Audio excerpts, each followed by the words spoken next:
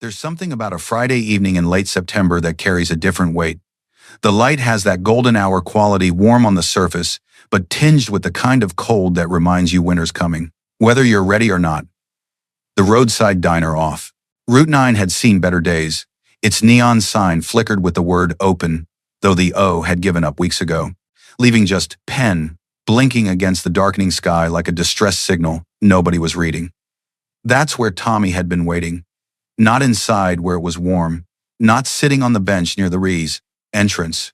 No, this 9-year-old kid had positioned himself near the edge of the parking lot, partially hidden behind a rusted newspaper vending machine that probably hadn't held actual newspapers since 2008. He'd been there for 47 minutes. I know because later, the waitress told us she'd noticed him when her shift started, thought about saying something, but figured he was waiting for a parent running late. She was wrong. Tommy wasn't waiting for a parent. He was hunting for something far more dangerous and far more desperate.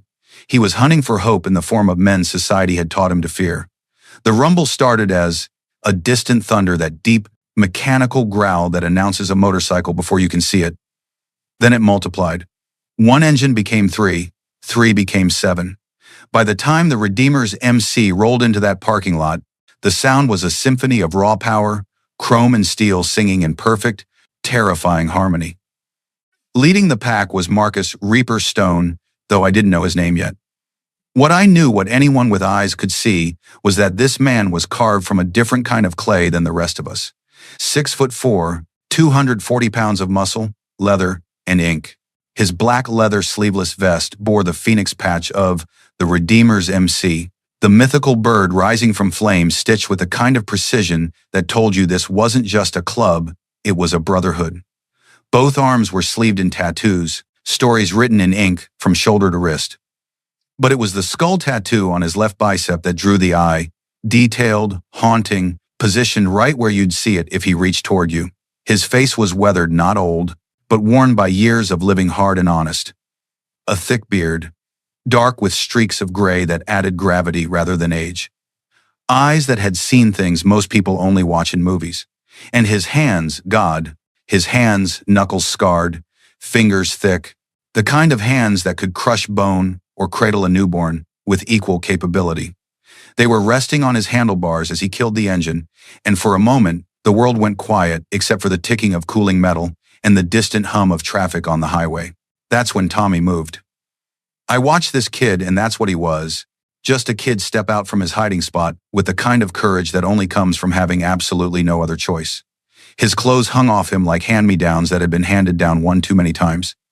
Jeans, with frayed cuffs, pooling over sneakers held together more by hope than stitching. A jacket 3 sizes too big, sleeves covering his hands except when he moved, and then you could see it. The purple-yellow bruise wrapping around his forearm like a bracelet nobody would choose to wear. But it was his face that told the real story. A fresh cut above his right eyebrow, scabbed over but recent. Eyes too old for a 9-year-old, carrying the kind of awareness that comes from constantly calculating danger. And in his right hand, clutched so tight his knuckles had gone white, was a crumpled $10 bill that looked like it had been folded and unfolded 100 times. Marcus had just taken off his helmet, a matte black half-shell that left his face exposed when Tommy approached. The other bikers were dismounting, stretching road-weary muscles, talking about what they'd order inside. They just finished a charity ride for veterans, raised 15 grand for the VA hospital 2 counties over. They were in good spirits, ready for burgers and coffee, and the kind of easy camaraderie that comes after a long ride for a good cause. Then this kid materialized in front of Marcus like a ghost. For a moment, maybe 3 seconds, that felt like 30 nobody, moved. Marcus looked down at Tommy. Tommy looked up at Marcus. And I swear you could see the calculation happening in that child's eyes. I've made a terrible mistake warring with, this is my only chance. Marcus's voice, when it came, it wasn't what you'd expect from a man his size. It wasn't a growl or a bark. It was quiet, measured. The kind of voice that made you lean in to listen rather than flinch away. You lost, son? Tommy shook his head. Not lost. Very much found. His mouth opened, closed, opened again. Words seemed to be fighting their way through his throat like they were swimming upstream. And then, with his arm extended, that $10 bill shaking in his trembling hand like a white flag of surrender. He said it, "Mister, this is all I have. I know it's not enough, but .canu, please come to my house tonight and just stand outside. My mom's boyfriend gets real mean when he drinks, and he gets paid on Fridays. If he sees your motorcycle outside, maybe he won't hurt her this time. I just need him to see someone bigger than him. Please, this is all my birthday money." The parking lot went silent, not quiet silent, the kind of silence that happens when the universe itself holds its breath. The other bikers had stopped mid-conversation. A car pulling in stopped its approach, as if even strangers could sense the gravity of what was happening. Marcus didn't take the money and pre-sum. Instead, he did something that somehow made the moment even more devastating. He lowered himself down this mountain of a man until he was on one knee, eye level with a 9-year-old boy who was trying not to cry. His hands, those scarred, massive hands, stayed at his sides. Non-threatening, open, waiting. "Son, where's your dad?" That's when the dam broke. Not with sobs or wailing, but with something worse, the quiet, contained grief of a child who's learned that crying doesn't fix anything, but still needs to let the truth out. He died 2 years ago. He was a Marine. He would have never let anyone touch us. But now, there's nobody. Dale says, "Bikers are just criminals." Anyway, so I thought maybe you guys don't care about the rules. Maybe you'd help even if the police won't come until it's too late. And there it was. The plea, the cry for help, wrapped in the logic of a desperate child who'd exhausted every option society said he should try first. He'd called the police, they said they'd send someone when they could, but Friday nights are busy. He'd tried child services they'd investigated, but Dale cleaned up nice, charmed the caseworker, and the report came back inconclusive. He'd told a teacher who told him to keep documenting and stay safe, as if a 9-year-old could do either without help. So Tommy had saved his birthday money. $10 from his grandmother, who still sent cards, even though his mom said they couldn't afford to visit, and he'd waited in a parking lot for men in leather who looked like the kind of people his school warned him about. Because sometimes, when the system fails, when the good guys can't help fast enough, when the rules protect the abuser instead of the abused, sometimes you need someone who operates outside those rules.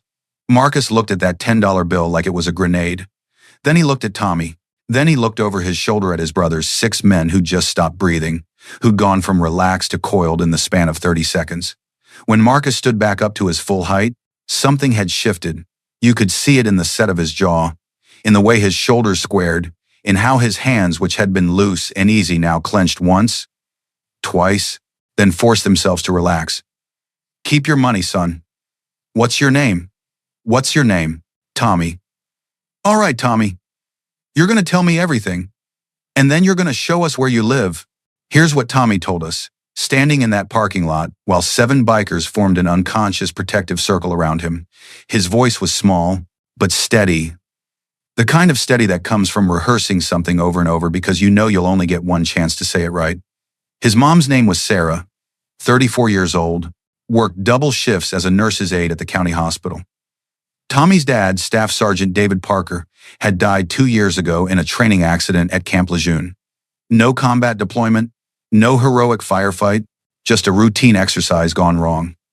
One moment he was there, the next he wasn't, and Sarah was left with a folded flag, a 9-year-old son, and a grief so heavy it made breathing feel like work. She'd held it together for 18 months, got Tommy through the worst of it, kept the house, maintained her job. But grief is expensive, not just emotionally, but financially.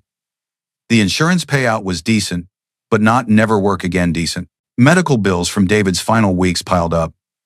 The VA benefits were helpful but slow. And somewhere in that fog of trying to keep her head above water, Sarah had met Dale Hoffman. Dale had seemed like an answer at first, charming, attentive, quick to help with repairs around the house. He'd been an amateur boxer in his 20s, never made it pro, but fought enough local circuits to know how to throw a punch and take one. At 42, he still carried himself like a fighter. Broad shoulders, thick neck, hands that had broken noses and ribs and orbital bones. But when he smiled at Sarah, Tommy said, He looked almost gentle.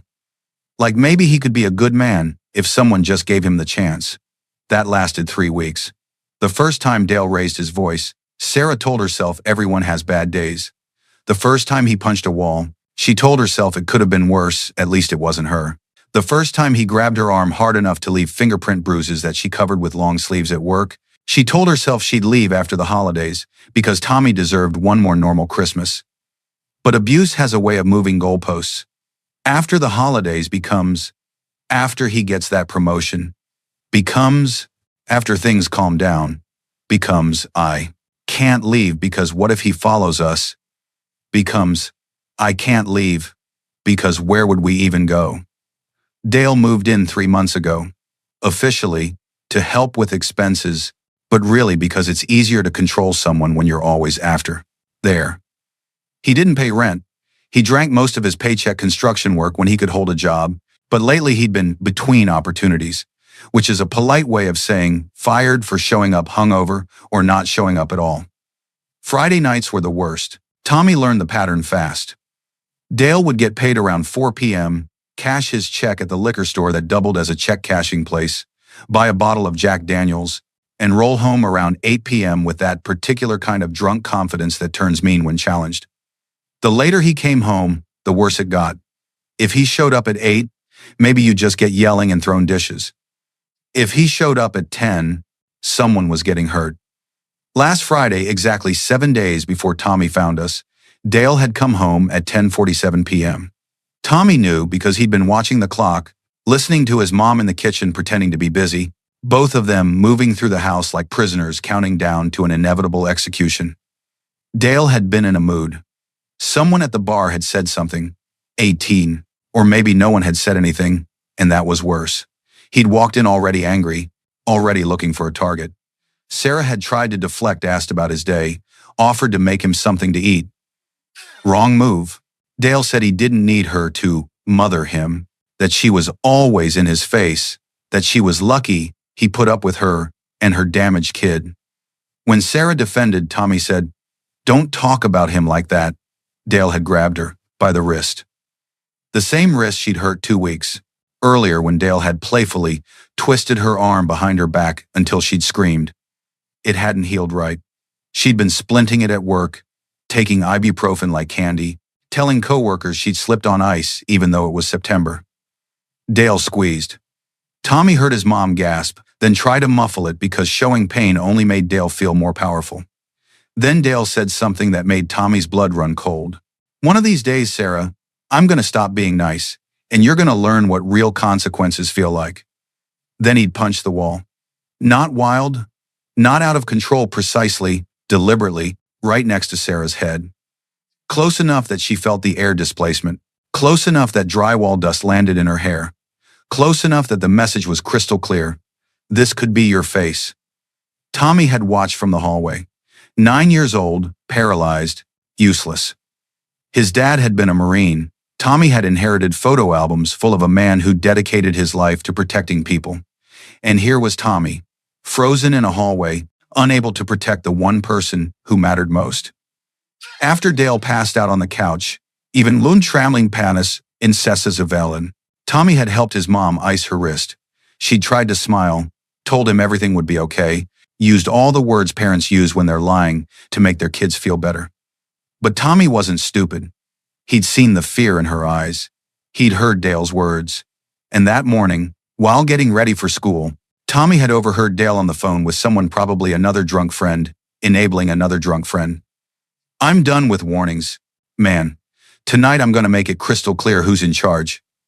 She needs to learn some respect," Tommy told his teacher. The teacher called child services. A caseworker came to the house that afternoon while Dale was out. Sarah, terrified of what Dale would do if he found out she'd snitched, had downplayed everything. Said the wrist was an accident. Said Dale was stressed but working on it. Said things were fine, really. They'd just been going through a rough patch. The caseworker, overworked, underpaid, juggling 40 cases when she should have had 15, had noted home environment adequate and moved on. Tommy had called the police twice. First time, they'd said they'd send someone when a unit was available. 3 hours later, no one came. Second time, The dispatcher had been sympathetic but explained that without an active incident, without visible injuries, without Sarah willing to press charges, there wasn't much they could do.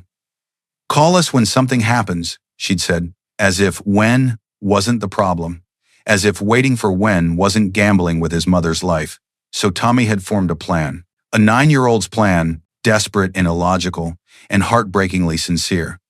He'd taken his birthday money, the $10 bill his grandmother had sent in a card decorated with superheroes, because she still thought of him as the little boy he'd been before his dad died. He'd looked up motorcycle clubs near me on the school library computer. He'd seen that the Redeemers MC was doing a charity ride ending at this diner, and he'd waited, because if the police wouldn't come in time, if child services couldn't help, if his mom was too scared to leave, then maybe, just maybe, the kind of men society said were dangerous could use that danger for something good. It was now 7:14 p.m. Dale got paid at 4. If he followed pattern, he'd be home by 8, maybe 8:30, if he stopped for more than one bar. Sarah was home alone right now. Probably cooking dinner she wouldn't eat, probably checking the clock every 5 minutes, probably wondering where her son was, and adding that worry to all the others she already carried. Tommy's voice cracked when he said the next part. "She has a sprained wrist. She can't defend herself, and he's been getting worse every week. I think tonight he's really going to hurt her, and I can't stop. I'm not big enough. I'm not strong enough. But maybe if he sees you guys." He didn't finish. Didn't need to. The equation was simple and devastating.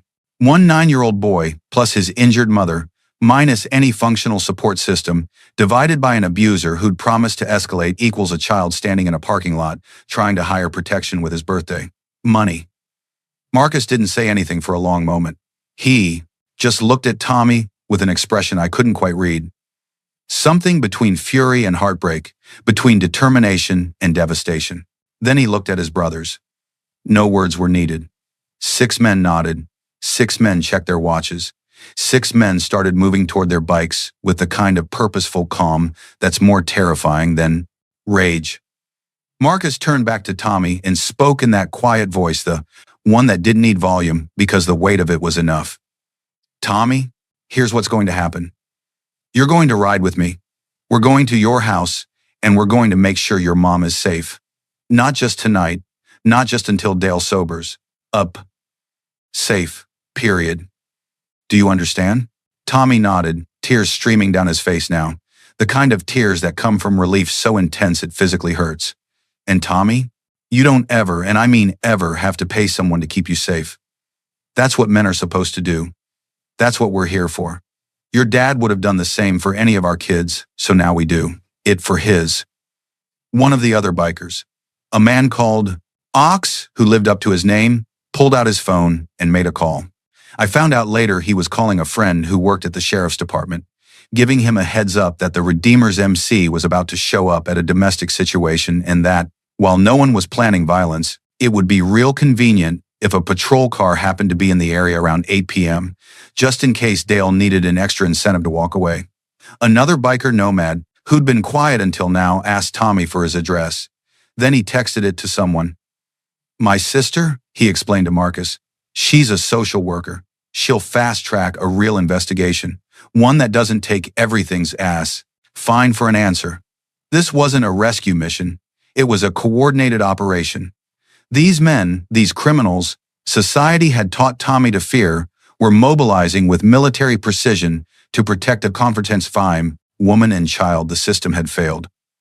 Marcus helped Tommy onto the back of his bike, made sure the kid's arms were secure around his waist, told him to hold on tight and trust the ride. 7 engines roared to life simultaneously, and the sound was no longer threatening. It was a promise, a battle cry, a declaration that said, "We're coming, and hell's coming with us." As we rolled out of that parking lot, Tommy's small frame pressed against Marcus's back, his arms wrapped tight around a man he'd met 20 minutes ago. I realized something profound.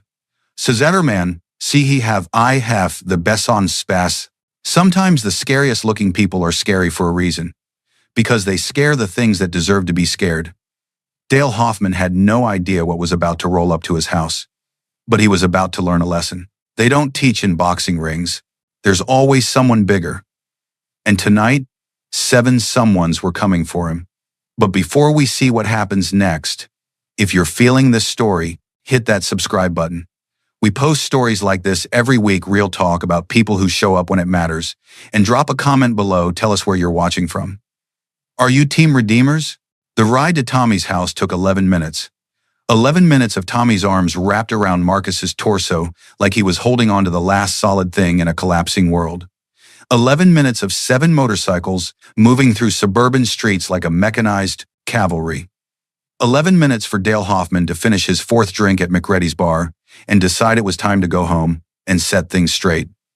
Tommy's house was a small ranch-style home on Maple Drive, the kind of street where American flags hung from porches and neighbors knew each other's names. White siding that needed a fresh coat. A driveway with cracks, spiderwebbing through the concrete like frozen lightning. A mailbox with Parker still stenciled on the side because Sarah hadn't gotten around to changing it. Or maybe she couldn't bear to. When your husband dies, sometimes you hold on to the little things because the big things hurt too much to touch. The front window glowed with warm light. I could see movement inside a woman's silhouette passing through what must have been the kitchen. Sarah.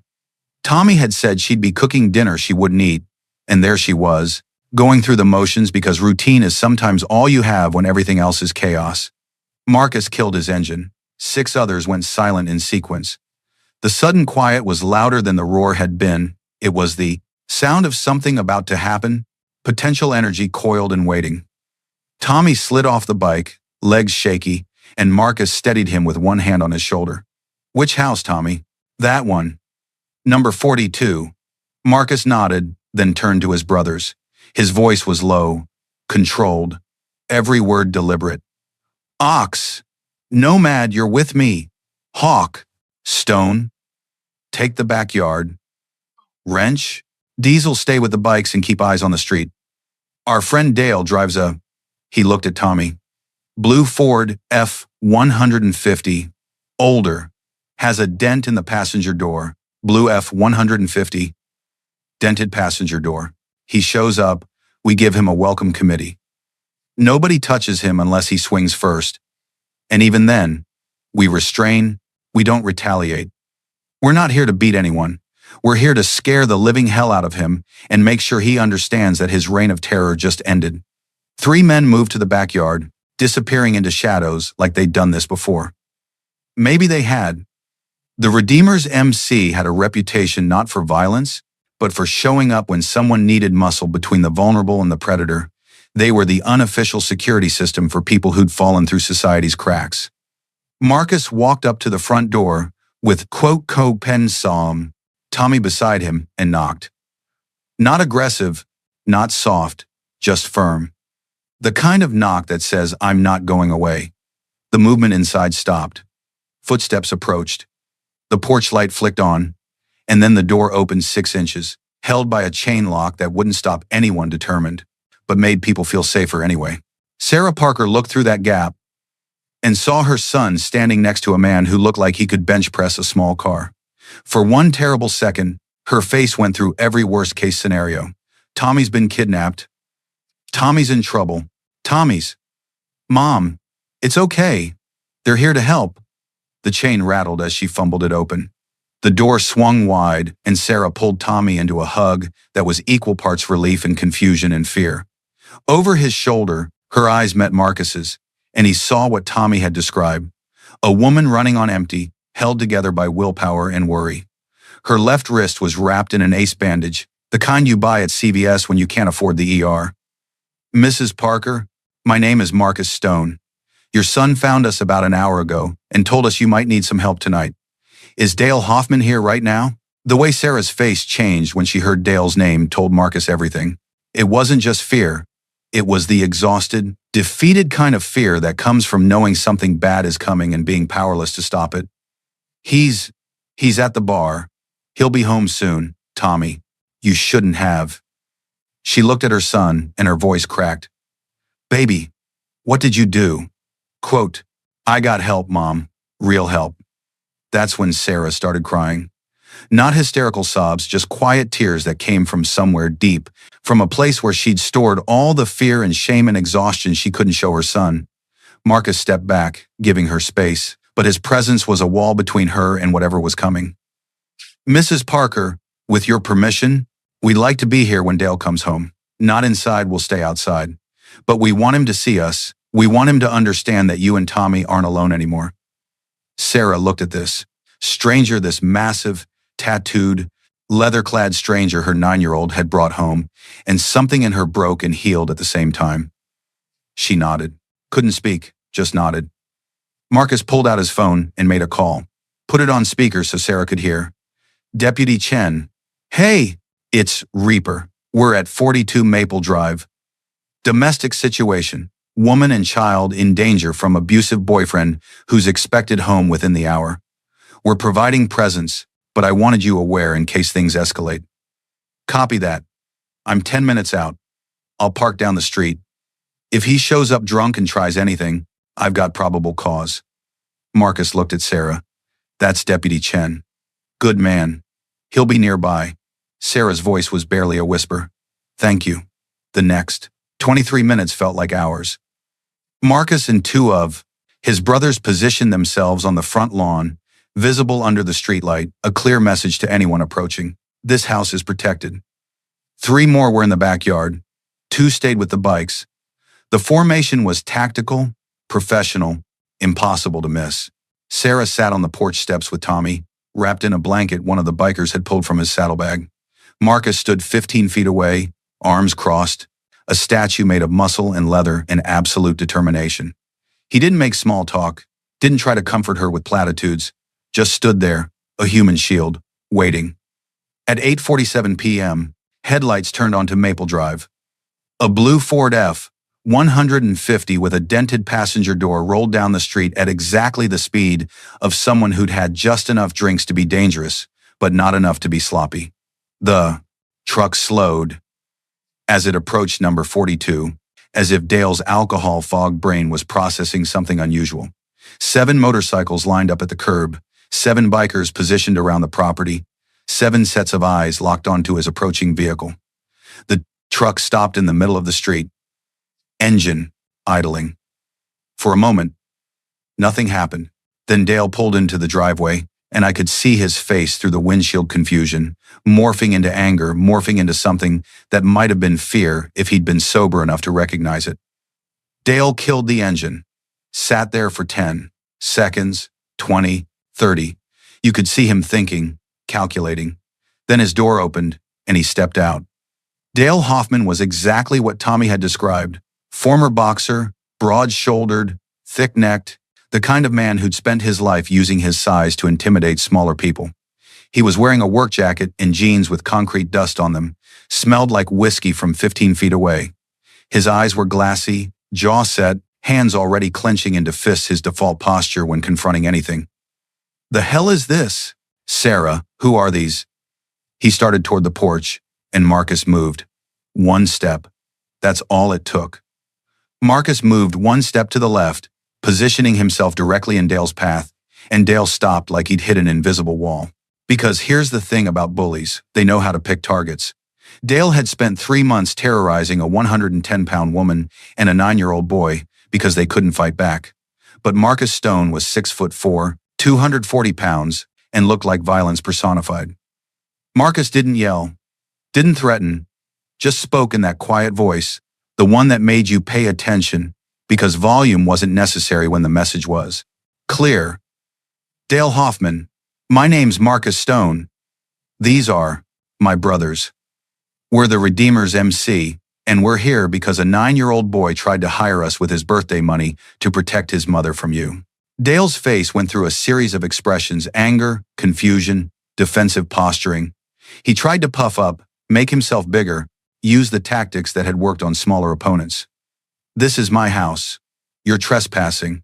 I'll call it's Sarah Parker's house. Her name on the deed, her husband bought it before he died serving his country. You've been a guest here for 3 months, and you've abused that privilege. Also, you should know Deputy Chen is parked 3 houses down. He's been listening to this entire conversation. As if on cue, a patrol car's lights flickered on down the street. Not approaching, just present. A reminder. Dale's bravado cracked. Not shattered. Men like Dale don't shatter on first impact but cracked. His eyes darted between Marcus, the other bikers, the patrol car, Sarah and Tommy on the porch. Sarah, tell them. Tell them this is a misunderstanding. Tell them we're fine. Marcus didn't look away from Dale, but his voice carried to the porch. Mrs. Parker, also Caraglace that, in Agenzen Intensigrain, you don't have to say anything you don't want to say. This is your call. Sarah stood up, slowly, like someone testing new legs after years of being unable to walk. She looked at Dale, this man who'd made her afraid in her own home, who'd made her son feel powerless, who'd taken the sanctuary she'd built with her late husband and turned it into a prison. Get out, 2 words, quiet but solid. Sarah, don't be stupid. Where am I supposed to get out? Get your things and get out of my house. Tonight. Dale looked at Marcus, searching for an opening, some angle to work. Marcus's expression didn't change. Didn't need to. His presence was the message. Try something. Please. Give us a reason. Behind Marcus, Ox had moved closer. 6'5", 260 pounds, arms crossed, tattoos covering every inch of visible skin. On the other side, Nomad had emerged from the shadows, leaner but no less intimidating, with eyes that had seen things and wasn't impressed by weekend warriors who beat up nurses and children. Dale was surrounded. Not physically, there was still space, still the illusion of freedom, but psychologically, he was boxed in by men who operated on a different level. He could throw a punch, sure, but then what? 7 against 1? And that patrol car watching? And Sarah finally saying what she should have said months ago? Dale's shoulders slumped. The fight went out of him like air from a punctured tire. Because bullies are, at their core, cowards. They need the power imbalance. When the balance shifts, they fold. Fine, I'll get my stuff. You've got 15 minutes, we'll be right here. Watching.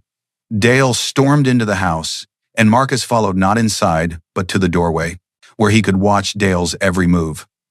The other bikers maintained their positions, a perimeter of protection that said, "This woman and child are under our watch now." 12 minutes later, Dale emerged with 2 duffel bags stuffed with clothes, toiletries, whatever he could grab in his rage and humiliation. He threw the bags in his truck bed with more force than necessary, a child's tantrum in a man's body. He paused at his truck door, looked back at Sarah one more time. Maybe searching for weakness, for an opening to exploit later. But Sarah stood tall, or as tall as someone 5'4" can stand with her son, beside her and 7 bikers, making it clear that later wasn't going to work out for him. Dale. One more thing. Dale turned, and Marcus closed the distance between them until they were face to face. Marcus was taller, broader, scarier in every measurable way. When he spoke, it was barely above a whisper, but every word landed like a hammer. If you come back here, if you call, if you text, if you drive by, if you so much as think about Sarah or Tommy Parker, we'll know. And next time, we won't be this polite. Do you understand me? Dale nodded. No words. Just a nod. Then he got in his truck, started the engine with hands that were shaking slightly, and drove away. The taillights disappeared around the corner, and for the first time in 3 months, Sarah Parker's driveway didn't have a blue F-150 sitting in it like a threat. Deputy Chen pulled up in his patrol car, had a brief conversation with Marcus, took statements from Sarah and Tommy. He'd file a report, make sure there was a paper trail in case Dale got brave later. But for tonight, the crisis was over. 7 motorcycles, 45 minutes, 0 punches thrown, 1 abuser removed, 1 family protected. Not through violence, through presence, through the understanding that sometimes the most powerful weapon isn't a fist, it's 7 men standing between a predator and his prey, saying not anymore, never again. After Deputy Chen left, after the patrol car's taillights disappeared down Maple Drive, after the adrenaline started to wear off and reality set in, Sarah Parker sat on her porch steps and cried. Not the quiet, controlled tears from earlier, these were the deep, shaking sobs of someone who'd been holding their breath underwater for 3 months and finally broke the surface. Tommy wrapped his arms around his mom, and Les Trenzo stood down, and she held him like he was the only solid thing in a spinning world. Marcus and his brothers didn't leave.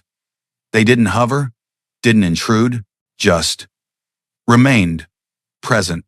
A silent promise that the protection didn't end when Dale's truck disappeared. After a few minutes, Sarah wiped her eyes and looked up at Marcus.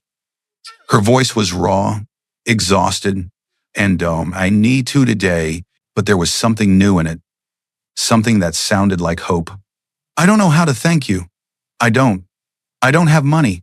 I can't pay you. Tommy gave you everything we had, and it wasn't even Mrs. Parker. Stop. We're not here for money. We're here because your son had the courage to ask for help, and because his father served his country, and because it's what decent people do when someone needs them. Nomad stepped forward, phone in hand. My sister, the social worker I texted earlier, she's filing an emergency protective order first thing Monday morning. It'll be official. Legal. If Dale violates it, he goes to jail. No questions asked. Ox added. We also took the liberty of changing your locks while Dale was packing. Hope you don't mind. Hawk used to be a locksmith. Old keys won't work anymore. He held out 2 new keys on a simple clutter. Ring. These are yours now. Sarah stared at those when questions. Assam 710 Sabaroun. Keys. Like they were made of gold. Because in a way, they were. They were the physical representation of something she'd lost 3 months ago. Control over her own home. Her own life. Marcus pulled an envelope from his vest pocket. This is from the club. It's not much, just $500, but it should cover groceries. Any bills Dale left unpaid. Maybe some new clothes for Tommy since he's probably outgrowing everything. I can't accept. You can. And you will. Consider it an investment. We invest in people who deserve better than what life's handed them. Wrench, who'd been quiet this whole time, spoke up. I know a guy runs a hardware store. He owes me a favor. I'll have him install a security system. Cameras, motion lights, the works. No charge. Give you peace of mind. One by one, these men, these supposed outlaws, these dangerous bikers society had taught Sarah and Tommy to fear, offered pieces of themselves. A phone number, if you ever need anything, day or night. A promise to drive by the house every few days just to make sure everything's good. A connection to a women's shelter that offered free counseling when you're ready to talk about it. Tommy, who'd been quiet since Dale left, finally spoke. Mr. Marcus? My dad used to say that heroes don't wear capes. He said real heroes are the people who show up when everyone else walks away.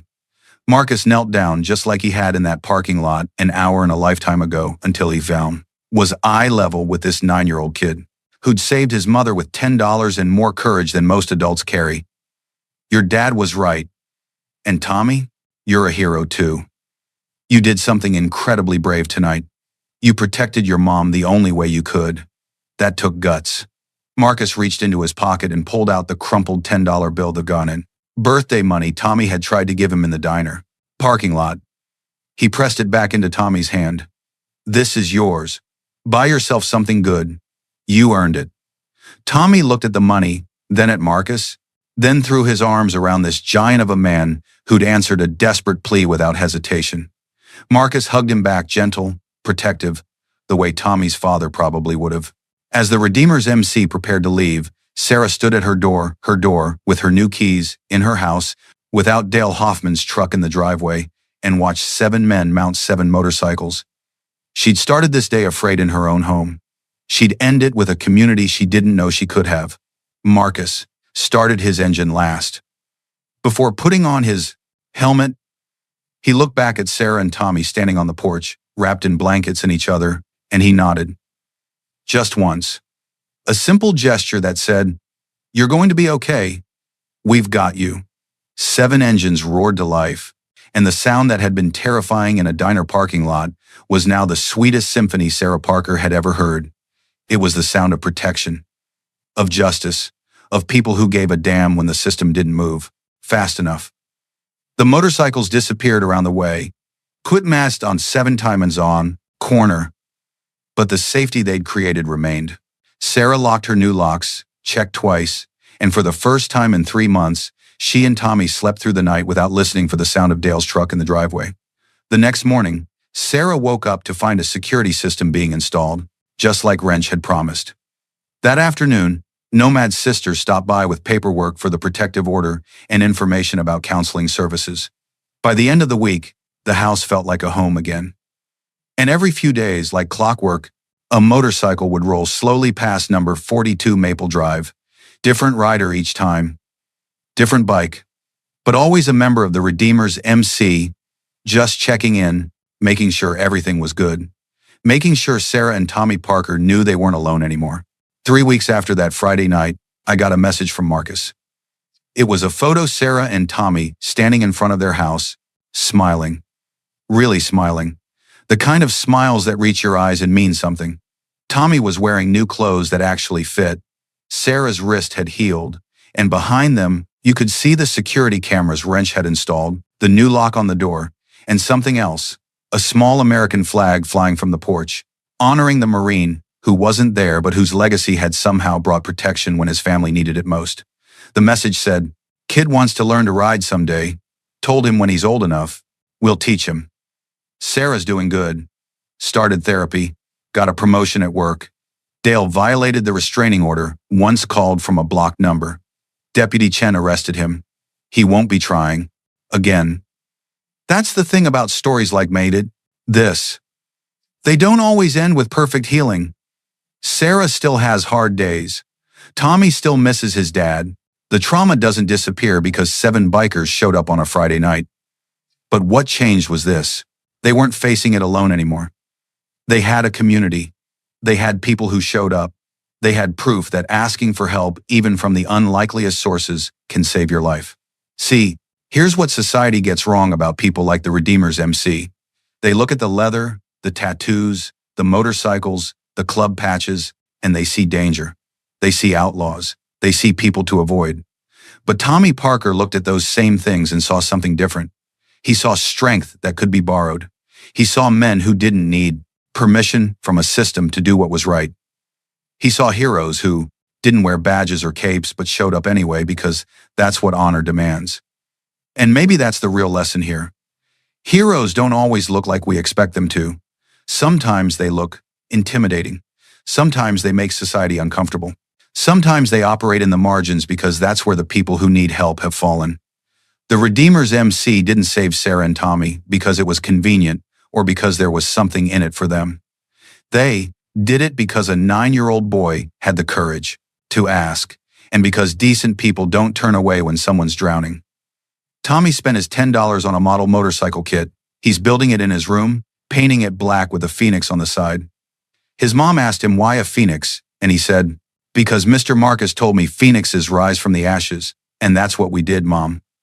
We rose. 9 years old, and he understands something most adults spend lifetimes trying to figure out. Redemption isn't about where you've been. It's about who shows up when you need them most. It's about second chances and chosen family, and the understanding that sometimes the scariest looking people are scary for a reason, because they scare the things that deserve to be scared. The Redeemers MC still rides past 42 Maple Drive every few days, still checks in, still makes sure Sarah and Tommy know they're not alone, because that's what family does. And family isn't always blood. Sometimes it's the people who show up in the parking lot when a desperate kid offers his last $10 for protection he should never have needed to buy. So the next time you see someone who looks dangerous, who makes you uncomfortable, who doesn't fit society's definition of hero, remember Tommy Parker. Remember that sometimes the most intimidating people become the fiercest protectors. Remember that strength isn't always gentle on the surface, but that doesn't mean it can't be gentle where it counts. The Redeemers MC has a motto stitched into their vests. Right below the phoenix, "We rise for those who can't." And on a Friday night in late September, they proved it. 7 men on 7 motorcycles answered the plea of one small boy and changed 2 lives forever. Sometimes heroes wear leather. Sometimes they have tattoos and scars and histories that aren't spotless. Sometimes they ride motorcycles that rumble like thunder and look like they could tear the world apart. And sometimes when it matters most, they use all that power to protect the tunnel's positive Levin, vulnerable instead of becoming another predator. That's not just redemption. That's what humanity looks like when it works the way it should. If this story moved you, share it with someone who needs to hear it. Share it with someone who's given up on heroes. Share it with someone who's forgotten that good people still exist in this world. And remember, strength isn't just about how much you can lift or how hard you can. It's about what you do with that strength when someone weaker needs it. Until next time, ride safe and never be afraid to ask for help. You never know who's waiting to answer.